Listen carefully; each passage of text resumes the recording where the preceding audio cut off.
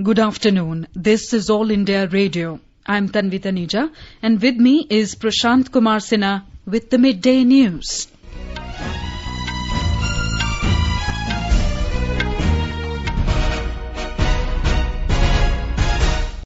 The headlines. Prime Minister Narendra Modi to chair all-party meeting to discuss situation along India-China border at 5 this evening. MEA says premeditated and planned action by the Chinese side was responsible for the violent face-off in Galwan Valley. Full lockdown in Chennai metropolitan area of Tamil Nadu begins amidst rising number of corona cases. COVID-19 recovery rate reaches over 53% in the country. Voting for 19 Rajya Sabha seats begins, counting to be held this evening. And 8 terrorists killed in 2 different encounters in South Kashmir.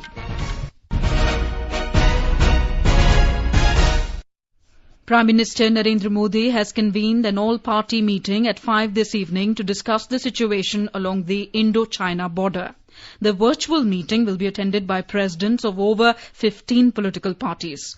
Defence Minister Rajnath Singh spoke to all party heads and asked them to attend the meeting. The meeting assumes significance in the wake of recent violent face-off between Indian and Chinese troops in the Galwan Valley in eastern Ladakh.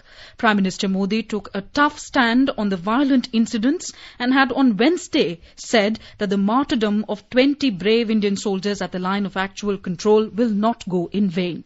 He also asserted that whatever may be the situation and circumstances, India will firmly protect every inch of its land and self-respect. Details from our correspondent.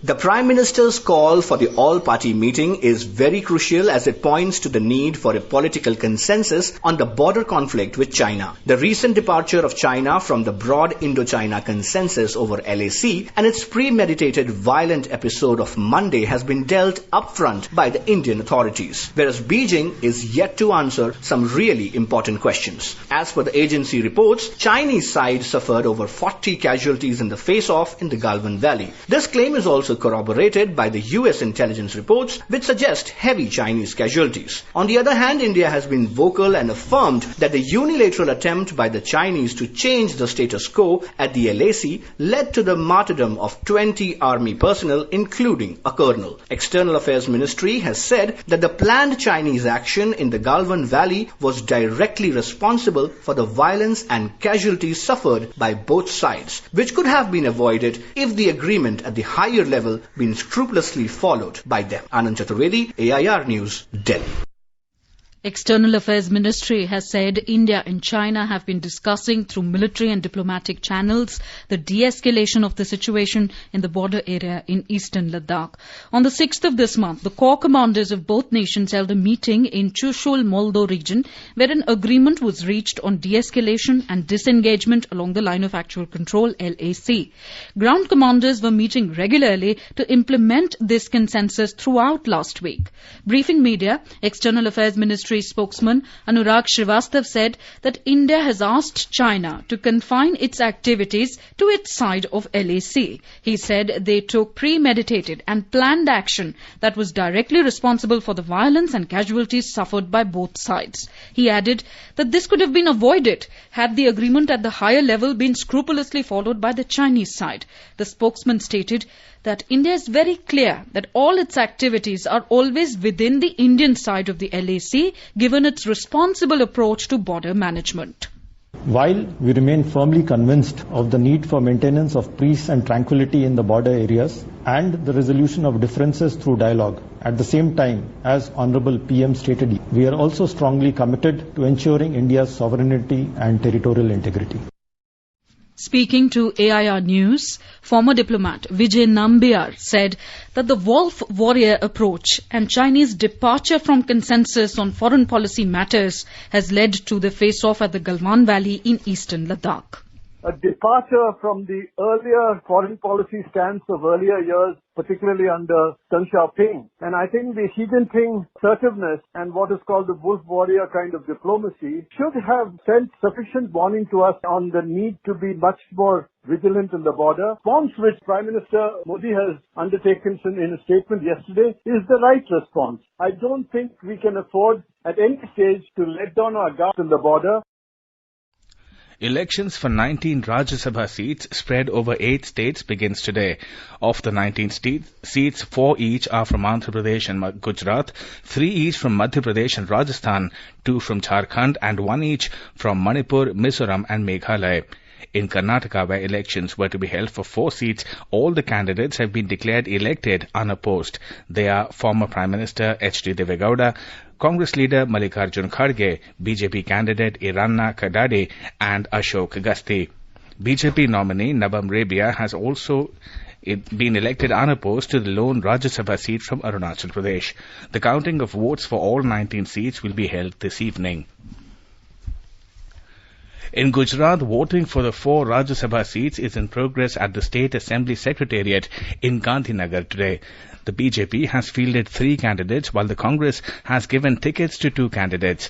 BJP has fielded Abhay Bhardwaj, Ramilaben Bara and Narahari Amin, while the Congress has fielded Shakti Singh Gohil and Bharat Singh Solanki.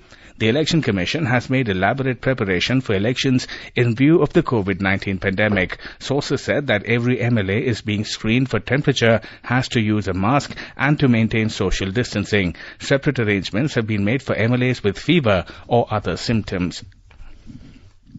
In Rajasthan, polling is underway today for 3 Rajya Sabha seats. 4 candidates, 2 from Congress and 2 from BJP, are in the fray for 3 seats. Voting will be held till 4 p.m. and counting of votes will take place at 5 p.m. The Congress has fielded K.C. Vedugopal and Neeraj Tangi, while BJP's Rajendra Gehlot and Onkar Singh Lakhawat are in the fray. Chief Minister Ashok Gehlot, former Chief Minister Vasundhara Raje and BJP President Satish Punia, along with 120 legislators in the 200-member Legislative Assembly, had cast their votes when reports last came. In Madhya Pradesh, voting for the 3 vacant Rajya Sabha seats has completed just now in the State Assembly complex today. As the voting process began at 9 a.m., BJP members along with the Chief Minister Shivraj Singh Chauhan reached the Assembly premises in Bhopal to cast their votes.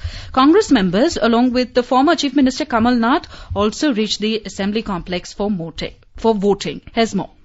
Overall, 206 members voted because in the 230 members Madhya Pradesh Assembly, 24 seats are currently vacant. The first vote was cast by Chief Minister Shivraj Singh Chauhan, followed by State Home Minister Narottam Mishra. All the members were seen wearing masks and standing in a queue maintaining mandatory social distance in view of the COVID-19 pandemic. The BJP has fielded senior leader and former Union Minister Jyotiraditya Scindia and former professor of a government college Sumer Singh Solanki.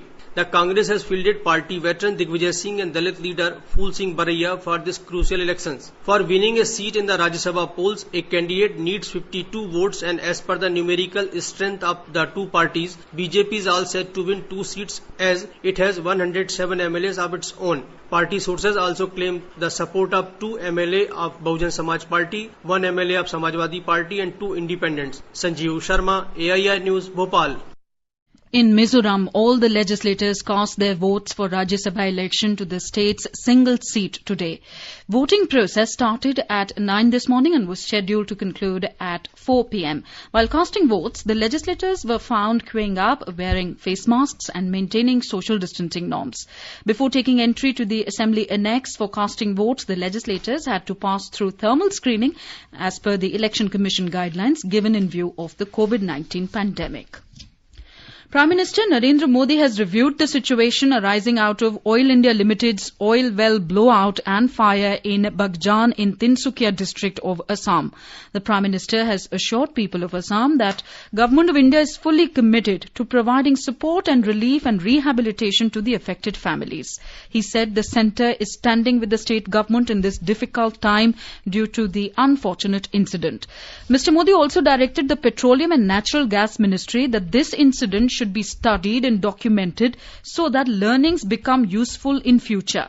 During the review meeting, it was informed that the detailed plan has been drawn with the help of Indian and foreign experts to control the flow of gas from the well and to cap it. The plan is being executed as per the prepared schedule, and it is proposed to cap the well on the 7th of next month after taking all necessary safety precautions.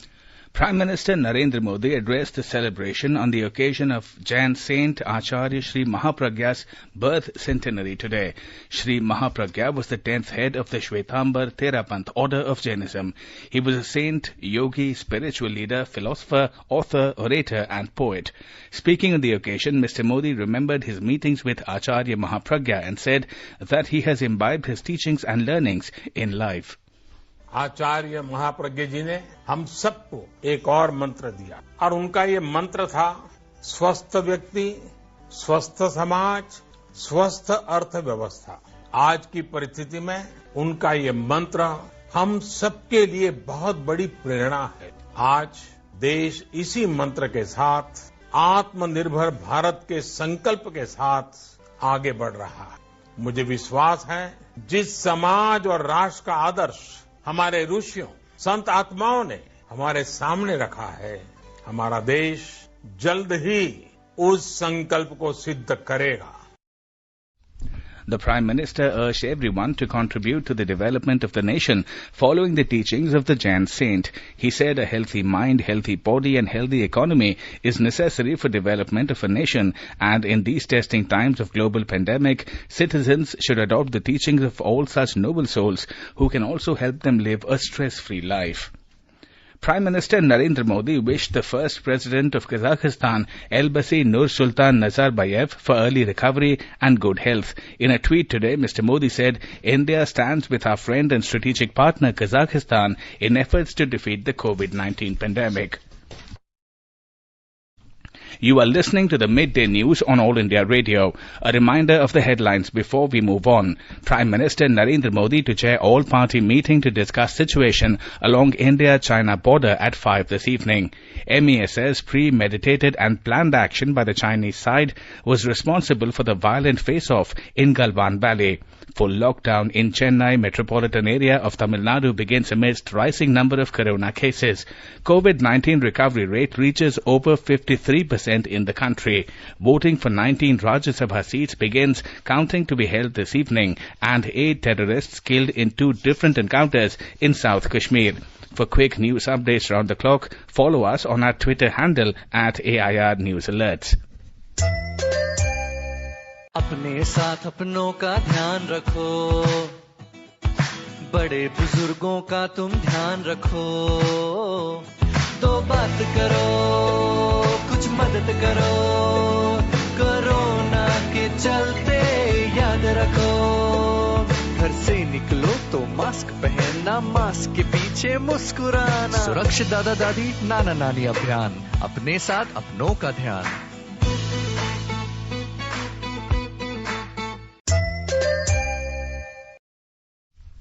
In Tamil Nadu, the full lockdown has come into effect in Chennai and its suburbs from midnight last night. It will be in force for 12 days till this month's end, as announced by the Tamil Nadu government.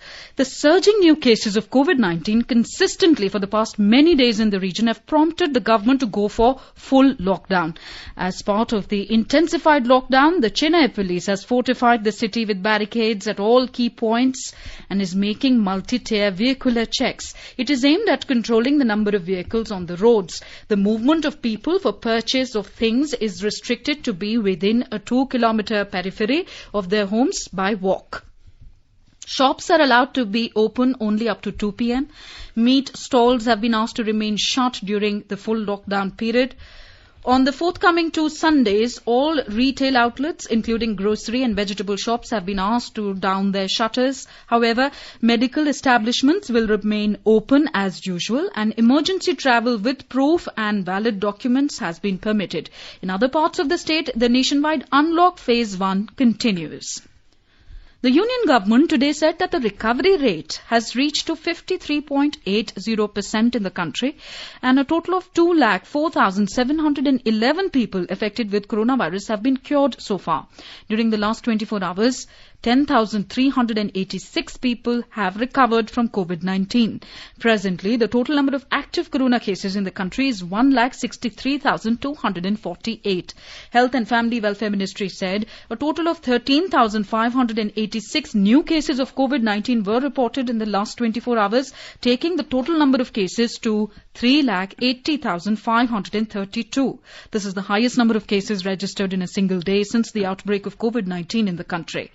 In a single day, a total of 336 deaths were reported, taking the nationwide toll to 12,573. With this, the case fatality rate reached 3.3% in the country. Meanwhile, Indian Council of Medical Research ICMR said that a total of 1,76,959 tests of coronavirus samples were conducted by various laboratories in the country within 24 hours. This is the highest number of tests conducted by the laboratories in a single day. Sample testing has been doubled in Delhi after Home Minister Amit Shah directed authorities after a series of meetings. From the 15th to the 17th of June, over 27,000 samples have been collected against earlier day collection, which varied between 4,000 to 4,500. Our correspondent reports house-to-house health survey in 242 containment zones of Delhi have been completed yesterday. A total of 2.3 lakh people have been surveyed. On the directions of the Home Minister and to get quick delivery of results in Delhi, testing through rapid antigen testing methodology was started yesterday. Over 7,000 people have been tested in 193 testing centres. Testing will continue with increased number in the coming days. Meanwhile, Mr. Shah also constituted a committee under member of Niti Aayog to fix rates charged by private hospitals in Delhi for isolation beds, ICUs without ventilator support and ICUs with ventilator support to provide relief to the common man. The committee has recommended 8,000 to 10,000, 13,000 to 15,000 and 15,000 to 18,000, including PPE costs for isolation beds, ICUs without and with ventilator respectively to all hospitals, as compared to the current charges of 24,000 to 25,000, 34,000 to 43,000 and 44,000 to 54,000 excluding PPE cost. After the Home Ministry's directions, efforts have been geared up in Delhi to contain the rising number of COVID-19 cases. Delhi Chief Minister Arvind Kejriwal today said that more testing will be done in the coming days. At present, there are 10,919 beds in the country, and out of these, 5,471 beds are vacant. To provide more beds to COVID patients, the Delhi administration is converting banquet halls and hotels as COVID management centres. In addition, the Railways has deployed 503 COVID care coaches to enhance the bed capacities in Delhi. In Gujarat, the total number of cases of COVID-19 detected so far has reached up to 25,660, with 510 new cases reporting during the past 24 hours. Quoting the State Health Department, AIR Ahmedabad correspondent reports that 22 patients have lost their lives, taking the total death toll of COVID-19 in the state up to 1,592. In all, 389 patients were also discharged yesterday from hospitals after recovery. More in this report. Following the discharge of 389 patients yesterday, the total number of patients recovered from COVID-19 has gone up to 17,829. According to official sources, out of 6,239 active cases in the state, conditions of 6,178 are stable, while 61 patients are on ventilator support. Out of 510 new cases, the maximum 317 cases reported from Ahmedabad alone. Apart from these, 82 new cases reported from Surat, while 43 cases reported from Vadodara. Sources said that about 3,08,000 tests have been carried out in the state till date. More than 2,06,000 persons in the state have been kept under home quarantine as a precautionary measure. Yogesh Pandya, AR News, Ahmedabad. In a sudden surge in COVID-positive cases, Telangana state reported 352 new coronavirus positive cases yesterday. Out of this, 302 reported from Hyderabad and its municipal area. Neighbouring Rangareddy district reported 17 new cases, while Malkajgiri district reported 10 new cases.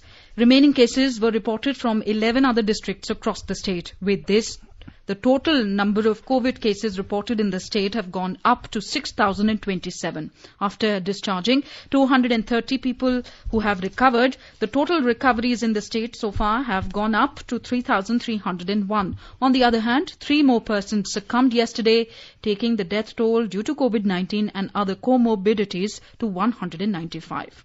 There is a massive surge in the COVID cases that are being reported in Telangana state, with about 1,000 cases being added in 4 days. 352 fresh cases have been reported in the state yesterday, while it was 269 on the previous day, and it was over 200 a day before that. Greater Hyderabad continued to be the worst affected region, accounting for 302 of the cases reported yesterday itself. Rangareddy and Medchil Malkajgiri districts that are adjoining Hyderabad municipality also accounted for 27 new cases. The health officials attributed the latest surge in the COVID cases to the intensive test drive that the authorities have taken up in Hyderabad and surrounding districts. The government has taken up 50,000 tests in these areas 2 days ago and will continue for next week, especially in the containment zones and among high-risk groups. Lakshmi, AR News, Hyderabad.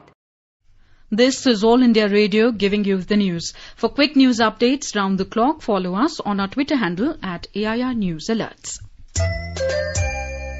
अरे Bablu, lockdown खुलते ही टहलने निकल पड़े। महामारी अभी फैली हुई है। सरपंच जी, टहलने नहीं, कहाँ पे वापस जा रहे हैं? तुझे डर नहीं लगता वायरस पकड़ लेगा? पहले थोड़ा बहुत डर लगता था, फिर पता चला कि अगर मैंने पूरी सावधानी बरती तो ये बीमारी होने की संभावना कम है। सबसे महत्वपूर्ण है ये मास्क। काम पर मास्क हमेशा पहनूंगा, समय समय पर हाथ धोता रहूंगा और दूसरों से हर वक्त कम से कम 2 गज की दूरी बनाए रखूंगा। खुद को, दूसरों को और अपने परिवार वालों को भी सुरक्षित रखूंगा। अरे भाई, मेरी जिम्मेदारी बनती है तुझे चेतावनी देना, तो दे दिया। जब देश के मेडिकल और स्वच्छता कर्मचारी रोज कोरोना वायरस से लड़ने का काम कर रहे हैं, तो हमारी भी तो जिम्मेदारी बनती है अपना काम करने की। बबलू, तुझे कुछ हो गया तो? हजारों लोग इस बीमारी को हराकर ठीक हो चुके हैं और अगर किसी कारण मुझे ये बीमारी हो भी जाए तो सरकार ने अस्पताल में हमारे इलाज के लिए पर्याप्त व्यवस्था कर रखी है। ये घबराने का वक्त नहीं, एक दूसरे का हौसला बढ़ाने का वक्त है। कोरोना वायरस से हमें लड़ाई जारी रखनी पड़ेगी और उससे डर कर नहीं, पूरी सावधानी के साथ डट कर चलिए। रुकी जिंदगी को आगे बढ़ाएं, देश को आत्मनिर्भर बनाएं। जय Hind. The Health and Family Welfare Ministry has directed the states and union territories to ensure timely payment to the doctors and health workers who are serving the country during this COVID-19 crisis. The Health Ministry asked the Chief Secretaries of the states and UTs to ensure strict compliance of the order by all the concerned agencies. It said violation of the order would be treated as an offence under the Disaster Management Act and action will be taken against the defaulting hospitals and institutions and authorities. The Health Ministry has issued an advisory for managing healthcare workers working in COVID and non-COVID areas of the hospitals. The Health and Family Welfare Ministry said an infection control officer cum nodal officer will be identified by each hospital to address all matters related to healthcare associated infections to prevent and manage COVID-19 infection among the healthcare workers. The nodal officer will ensure that healthcare workers shall use personal protective equipments, PPEs, as per their risk profile while on duty. Health and Family Welfare Minister Dr. Harshvardhan today said that the Council for Scientific and Industrial Research's constituent lab, the Central Drug Research Institute, Lucknow, has received permission for carrying out Phase 3 randomized, double-blind, placebo-controlled trial of efficacy, safety and tolerability of antiviral drug Umifenavir. He said the Phase 3 clinical trials will be carried out at King George's Medical University, Dr. Ram Manohar Lohia Institute of Medical Sciences and ERA's Lucknow Medical College and Hospital in Lucknow. The minister said this drug has a good safety profile and acts by preventing entry of the virus into human cells and also by priming the immune system. He said Umifenavir is mainly used for the treatment of influenza and has recently come into prominence due to its potential use for COVID-19 patients.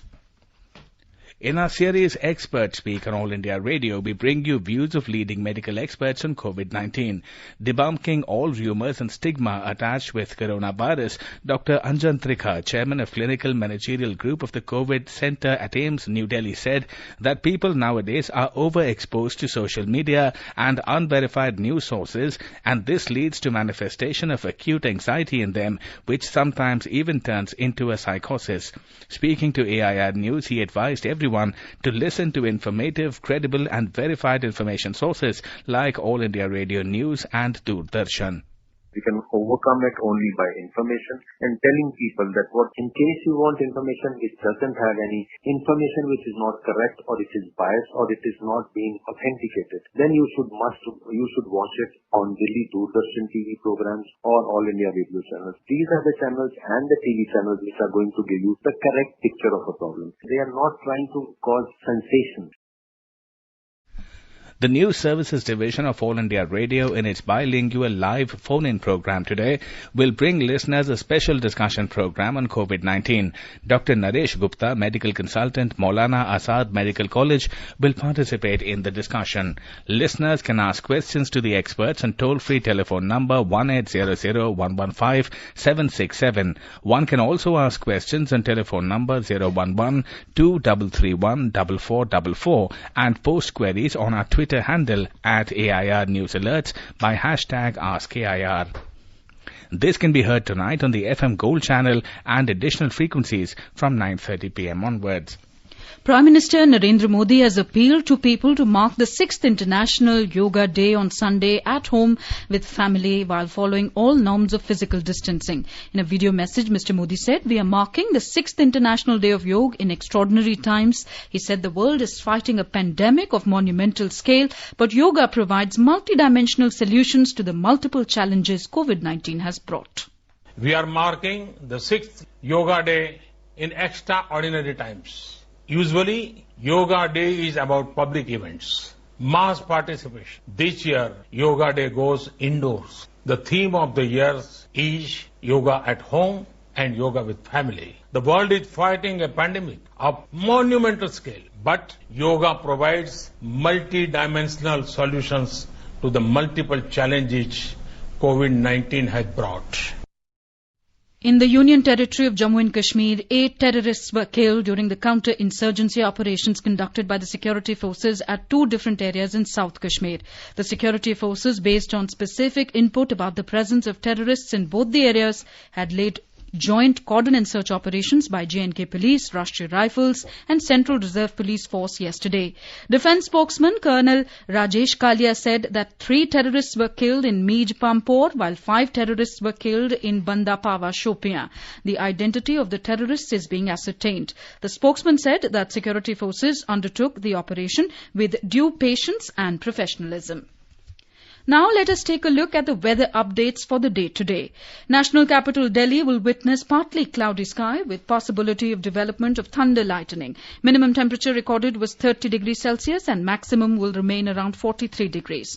Mumbai will have generally cloudy sky with moderate rains. The minimum temperature recorded was 26 degrees Celsius and maximum will be around 31. Chennai will have generally cloudy sky. Minimum temperature recorded was 30 degrees while maximum is expected to go up to 38 degrees. Kolkata will have generally cloudy sky with 1 or 2 spells of rain or thunder showers. Minimum temperature in the metropolis was 27 degrees Celsius while maximum will be around 32 degrees. Hyderabad is expected to have generally cloudy sky with 1 or 2 spells of rain or thunder showers.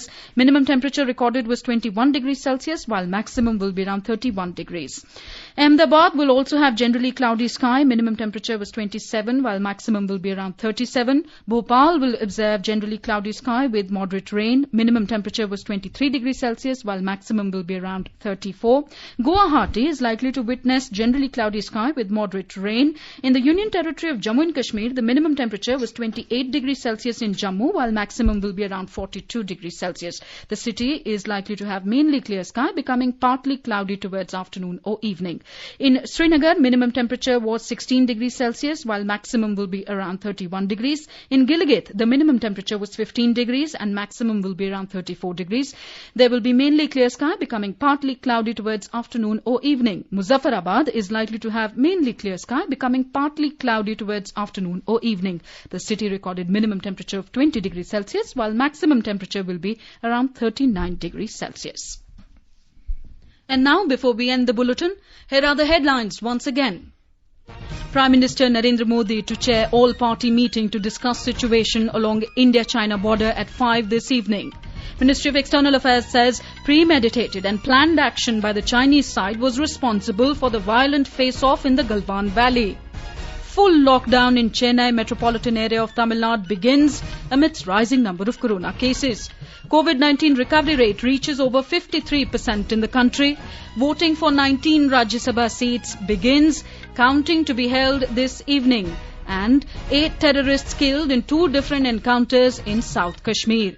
And for details of these stories and more, you can log on to our website www.newsonair.com. And with that, we end the Midday News.